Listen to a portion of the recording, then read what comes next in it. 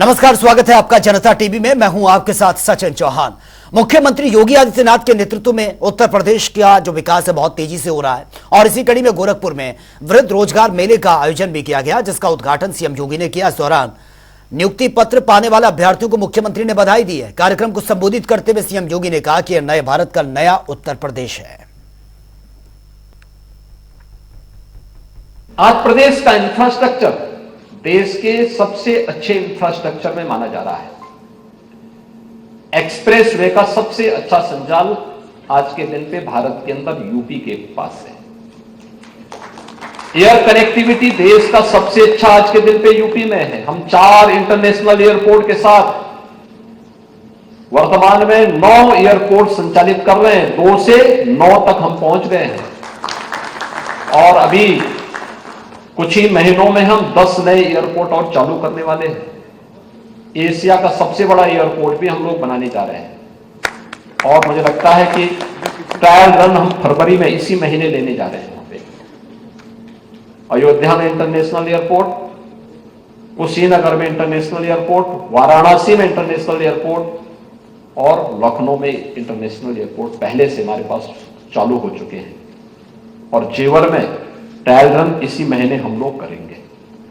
यानी एशिया का सबसे बड़ा एयरपोर्ट होगा। 5000 हेक्टेयर लैंड में हम उसको विकसित करने जा रहे हैं। इंटरस्टेट कनेक्टिविटी को हमने बेहतर किया है। इंटरस्टेट कनेक्टिविटी नेपाल से, बिहार से, झारखंड से, छत्तीसगढ़ से, मध्य प्रदेश से, राजस्थान, हरियाणा, उत्तराखंड, दिल्ली, इन सब के मार्गों को मुझे याद है आज से 7 वर्ष पहले दिल्ली का इंफ्रास्ट्रक्चर अच्छा माना जाता था एनसीआर में और उसमें गुड़गांव का अच्छा माना जाता था। आज अगर आप जाकर के देखेंगे नोएडा, ग्रेटर नोएडा और गाजियाबाद, तो एनसीआर में दिल्ली समेत पूरे एनसीआर में सबसे अच्छा इंफ्रास्ट्रक्चर आपको देखने को मिलेगा। वह नोएडा, ग्रेटर नोएडा, गाजियाबाद का देखने को मिलेगा।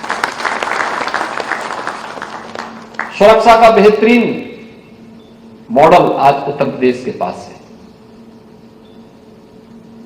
पिछले 7 वर्ष के अंदर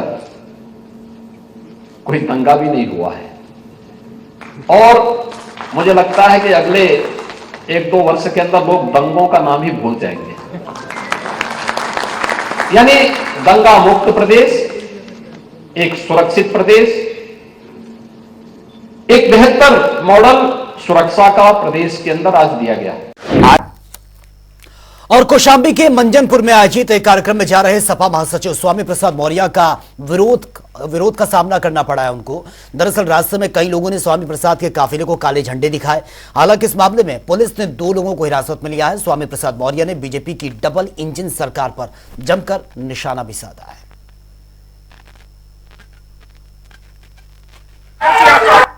ये लोग आज से नहीं, हजारों साल से इस देश के आदिवासियों, दलितों, पिछड़ों, गरीबों, मजलूमों पर हमला करते आए हैं।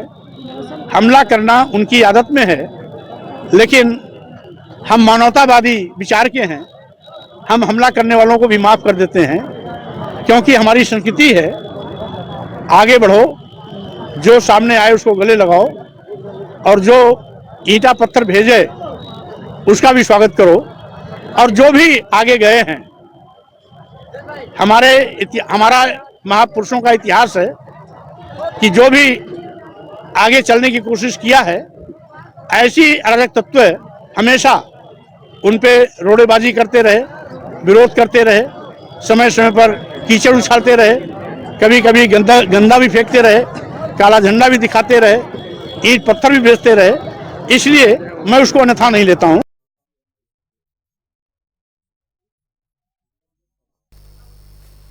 और आगरा पहुंचे केंद्रीय मंत्री एसपी सिंह बघेल ने बताया कि 579 करोड़ से जल्द ही आगरा का जो सिविल एयरपोर्ट है वो बनकर तैयार हो जाएगा। साथ ही केंद्रीय मंत्री ने यह भी कहा कि साल 2047 तक भारत विश्व गुरु भी बन जाएगा। एयरपोर्ट अथॉरिटी ने कंसल्टेंट की नियुक्ति कर दी है, सर्वे कर लिया, रिपोर्ट तैयार हो रही है। मुख्यालय प्रोजेक्ट के लिए टेंडर हो गया है। राज्य सरकार द्वारा भवन निर्माण के स्थान पर लगे हुए डिस्ट्रीब्यूशन लाइन को हटाया जाना बाकी है। टोटल प्रोजेक्ट की कॉस्ट 579 करोड़ है। Tender invite, new terminal building, CPP portal publish 23/12 को। Technical bid to be open on 9 February. ये हमारा टेक्निकल बिड भी खुलने जा रही है। और total area new integrated terminal building 34,496 square metre. Multiple car parking हो रही है जो 16,810 स्क्वायर मीटर में बनेगी और लगभग 400 कारें वहां पर पार्क हो पाएंगी। तो ये बहुत अच्छा। तो ये 3 कागज मिले, मैं आपको उपलब्ध कराना हूँ। ज्यादा खुशी की बात ये हुई है कि आंगनबाड़ी और आशा बहनों को आयुष्मान कार्ड दे दिया है। आंगनबाड़ी 25 लाख है, आशा बहनी 10 लाख है, 35 लाख। 4 का केवल 4 का गुणा करो, मियाँ बीवी और 2 बच्चे, 1,40,00,000 लोगों के 5 लाख रुपए का, तो 20-20 लाख का हर घर में वो सबसे अंतिम जो महिला का इंतजाम किया गया। 5 किलो गेहूं और चावल आने वाले 5 साल के लिए भी जब घोषित करते हैं तो आप लोग कहते हो चुनाव दृष्टि से हुआ है, चुनाव हो जाएगा और 4 साल आगे भी जाएगा। ये गुंडों की नहीं, मोदी और योगी की सरकार है और इसमें गुंडागर्दी नहीं चलेगी। दरअसल ये कहना है बीजेपी के सांसद मुकेश राजपूत का। इटावा पहुंचे बीजेपी सांसद ने सपा नेता की सभा में जय श्री राम के नारे लगाने पर युवक को धमकी देने के मामले में यह कहा कि यह गुंडों की नहीं, मोदी और योगी की सरकार है और इसमें आम लोगों को डरने की कोई जरूरत नहीं है। ऐसे लोगों पर सख्त से सख्त एक्शन लिया जाएगा। देखिए, राम तो जन जन के हैं, कण कण में राम है, तो किसी को इसमें घबराना नहीं चाहिए। आज तो मैं कई आपके चैनलों के माध्यम से, प्रिंट मीडिया के माध्यम से भी मैं देखता हूँ, सोशल मीडिया के माध्यम से भी मैं देख रहा हूँ, आज तो हर आदमी भगवान राम को अपना आराध्य मान रहा है, अपना पूर्वज मान रहा है, अपना आस्था का केंद्र मान रहा है। और भगवान राम सबके हैं, तो भगवान राम ने उनका भी कल्याण किया है। और भगवान राम के बगैर इस सृष्टि की, इस भारत की रचना करना भी गलत है, परिकल्पना ये सोचना भी गलत है। तो राम से घबराने की इसमें कोई आवश्यकता नहीं है। भगवान सबका कल्याण करते हैं, भगवान सबके होते हैं। तो ऐसे भगवान के जय श्री राम के नारे लगाने वालों के साथ धमकाया जाएगा तो ये मैं जानता हूँ इससे बड़ी कोई और गुंडी नहीं हो सकती। ऐसे लोगों के खिलाफ में सख्त कार्रवाई होगी। ये समाजवादी पार्टी की सरकार नहीं है कि राम नाम सत्य करने पे, राम राम करने पर जेल में डाल दिया जाता हो, राम भक्तों पर, निहत्थे राम भक्तों पर गोलियां चलाई जाती हो। ऐसे ये समाजवादी पार्टी की सरकार नहीं, ये योगी जी की सरकार है कि राम राम, सारे आदमी को राम राम, अपने धर्म, अपने मजहब के आधार पर पूजा पाठ, अपनी आस्था के आधार पर पूजा पाठ करने को सबको अधिकार है। और ये बड़ी खबर फतेहपुर से सामने आ रही है। केंद्रीय मंत्री अनुप्रिया पटेल का बड़ा बयान सामने आया। उन्होंने कार्यक्रम के दौरान यह बयान दिया कि यूपी की तीसरी बड़ी पार्टी बनी है अपना दल एस और अभी सीट बंटवारे को लेकर कोई बात नहीं हुई है। सभी कार्यकर्ता दिल से एनडीए के साथ हैं।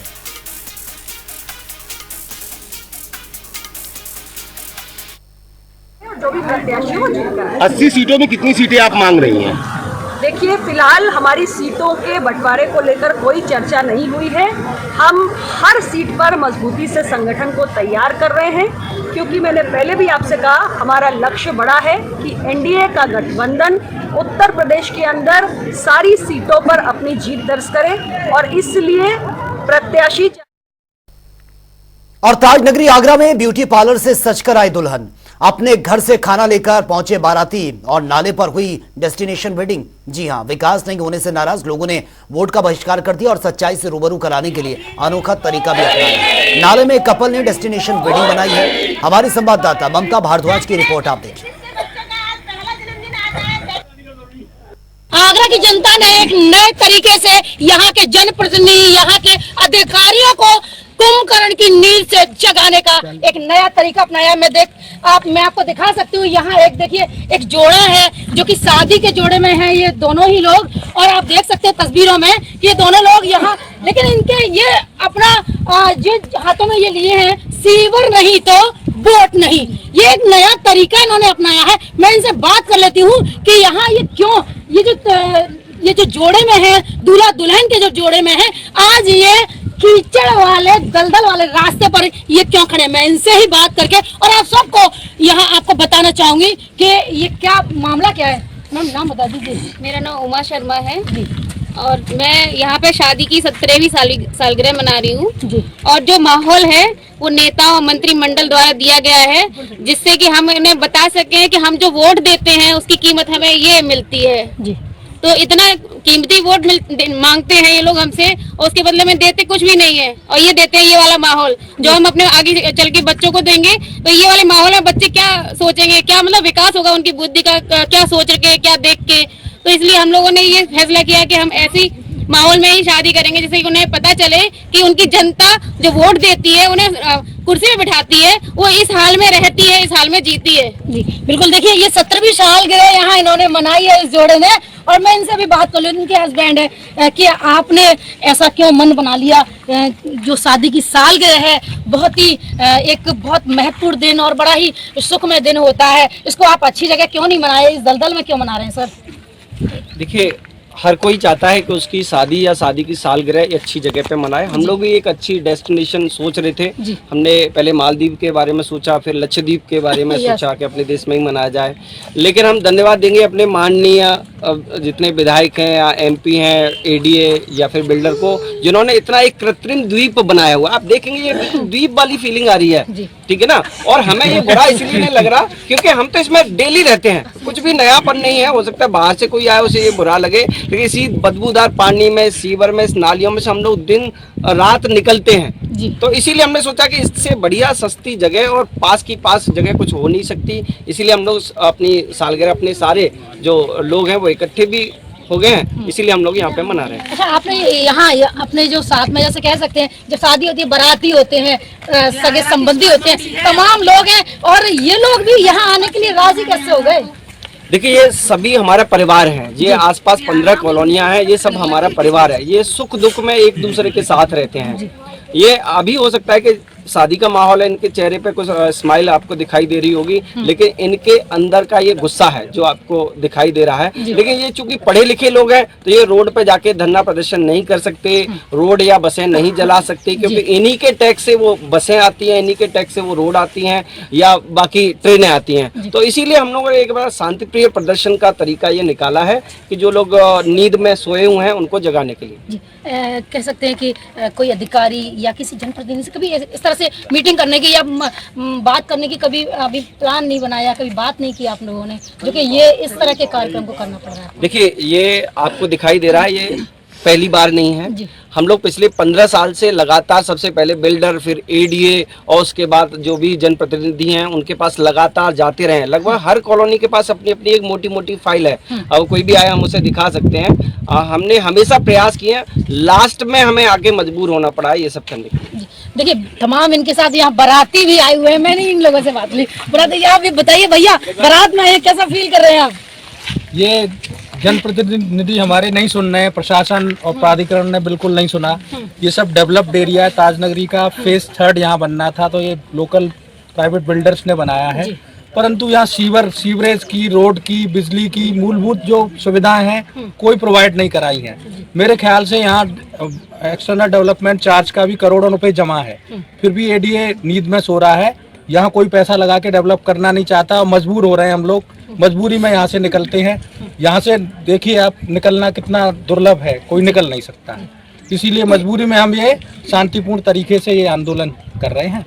हमारी कॉलोनी के अंदर तो नहीं है, 15 से 20 लोगों ने गेट पे ना बोर्ड भी लगा रखा है, मकान बिका हुआ है। यहाँ पे कोई भी रहना नहीं चाहता, मैं खुद रहना नहीं चाहता हूँ। एक अच्छी ना कंपनी में जॉब कर रहा हूँ बैंक के अंदर, उसके बावजूद मेरी इच्छा नहीं है अब यहाँ पे रहने की। यहाँ पे जितने भी लोग यहाँ रहते हैं सभी लोग जानते हैं कि ना कंडीशन इतनी बदतर हो चुकी है कि मैं नहीं चाहता हूँ बच्चों को भविष्य ऐसी गंदगी में निकले। बिल्कुल, देखिए ये तमाम लोग थे, इन्होंने साफ तौर से इनका बहुत देखने को, जो तस्वीरें देखने को आई हैं वो बहुत ज्यादा इन लोगों में गुस्सा है, इन लोगों में आक्रोश है। और यहाँ तक कि इन्होंने, जो महिलाएं हैं, इन्होंने साफ तौर से कह दिया कि भले ही स्वच्छ भारत अभियान की बात करती हो सरकार और चाहे स्वस्थ भारत अभियान की बात करती हो, लेकिन अब हम आगे से अगर हमारी सरकार या यहाँ के जनप्रतिनिधि या यहाँ के अधिकारी नहीं सुनते हैं तो हम अपने आज एनिवर्सरी मनाई है और आगे से हम बच्चों के जन्मदिन से लेकर बाकी सभी जो कार्यक्रम है उनको यहीं सेलिब्रेट करेंगे अपने सहयोगी के साथ। और अब बातें फटाफट अंदाज में खबरों की बात करते हैं।